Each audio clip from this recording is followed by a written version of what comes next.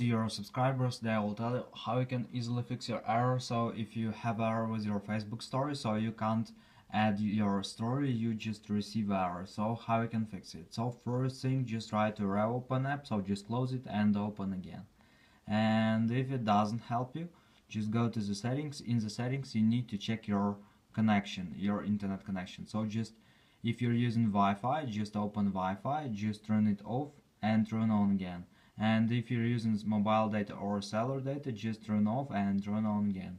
And also you can try to turn on airplane mode and turn it off.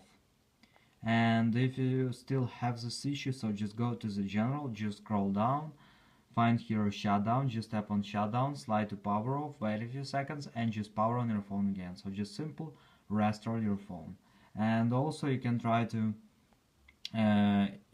check updates for, just open App Store, just go to search tab, and in search tab just write Facebook, and if you see here not open but update, so just tap on update and it will successfully download and install the latest updates on your iPhone.